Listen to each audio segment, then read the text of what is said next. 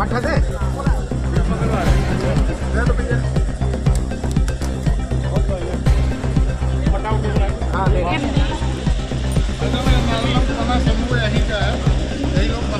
बेच रहे हैं कि नहीं बेच रहे हैं? बिक रहे हैं ना। अरे एकदम विधायक लोग को पकड़ ले रहे हैं हमारे गाँव के बगल में। हाँ, इधर संत रविदास योजना में क्या है? सहायता दिया जो पहली कक्षा में आगे उसमें बढ़ते बढ़ते जो है 4,000 तो ये कैसे उनको पता चलेगा कि ये सहायता कैसे वो लेंगे? पता किया क्या किया जरा? अभी तो मैं ही अच्छा जो है कैंप लगा तो हमें योजना मतलब मेरे कहने का ये है कि आप इसको कैंप लगाइए गांव-गांव में, ठीक है? ये बहुत अच्छी सरकार की योजना है और इस योजना से गरीबों का लाभ होने वाला है।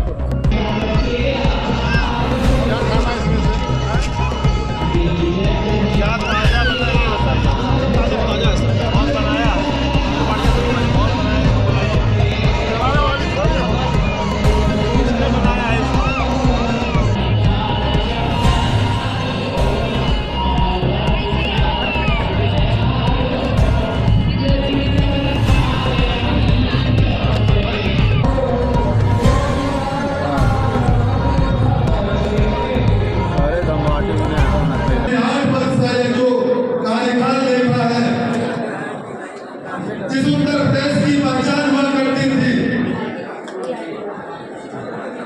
जहां अपराध जिसकी पहचान हुआ करता था, जहां भय भूख भ्रष्टाचार पहचान हुआ करता था, उत्तर प्रदेश में जब से पूज्य योगी आदित्यनाथ जी का नेतृत्व मिला है तब से जो परिवर्तन आया है, आज उसके उत्साह का दिन है। आज 8 वर्ष पूरे होने पर हम सब संत कबीर नगर जनपद में जिस उत्साह के साथ प्रदर्शनी के माध्यम से उत्तर प्रदेश के चरित्र का चित्रण जो देखा गया है, आज उसके दिवस पर, आज सुशासन दिवस पर, आज इसे निर्माण दिवस पर, आज उत्तर प्रदेश के नए निर्माण होने पर, आज जो 8 वर्ष बीतने पर, इसे कार्यकाल को 8 वर्ष बीतने पर यहाँ के इस कार्यक्रम में हम सबके बीच में इस जनपद की प्रभारी मंत्री जो मुख्य अतिथि के तौर पर हम सबके बीच में उपस्थित है, उत्तर प्रदेश में जो पूज्य महाराज जी के साथ कदम से कदम मिलाकर विकास की योजनाओं को ठीक प्रकार से संचालित करने में साथ देती हैं, हम सबके बीच में उपस्थित हैं। एक बार जोरदार तालियों से आज इन रोगियों के माध्यम से आज मानव को ठीक प्रकार से सुरक्षा व्यवस्था देते हुए, आज माताओं को ठीक प्रकार से सुरक्षा व्यवस्था देते हुए, आज व्यापारियों को ठीक प्रकार से सुरक्षा व्यवस्था देते हुए उत्तर प्रदेश का नया आयाम, नया आह्वान रखने का काम सबके योगी आदित्यनाथ जी ने किया है। इन किसानों को कभी भ्रष्टाचार की भेंट चढ़ना पड़ता था, आज उन्हें समूह के माध्यम से 80% तक का छूट उन्हें कृषि यंत्र लेने में मिल रहा है। 10 लाख का अगर है, अगर वो समूह के माध्यम से कृषि यंत्र ले रहे हैं तो उन्हें 2 लाख रुपए में मिल रहा है। 50% तक का छूट मिल रहा है, निःशुल्क बीज मिल रहा है, सम्मान निधि, तमाम सारी योजनाएं किसानों के उत्थान के लिए जिस उत्तर प्रदेश का कृषि प्राथमिकता था, आज उन्हें गोद दीदी के माध्यम से, आज उन्हें निःशुल्क दवा छिड़काव के माध्यम से, आज उनके विकास की सोच लेकर उत्तर प्रदेश के सबसे मुख्यमंत्री जो नया आयाम रचने का काम कर रहे हैं, इस उत्तर प्रदेश को उत्तर प्रदेश बनाने का काम कर रहे हैं। मेरे मित्रों, मैं आपको बताना चाहता हूँ, जिस उत्तर प्रदेश में जातिवाद, जिस उत्तर प्रदेश में क्षेत्रवाद, जिस उत्तर प्रदेश में तमाम सारी योजनाओं को उल्टी मानसिकता से दबा कर रखा जाता था, जिस उत्तर प्रदेश की पहचान हुआ करती थी, भाजपा की सरकार आ गई। यही प्रदेश है जहाँ 7 घंटे दिनैया, 4 घंटे दिनैया, 4 घंटे 7 घंटे दिनैया बिजली आया करती थी, वहाँ विकास बाधित रहा करता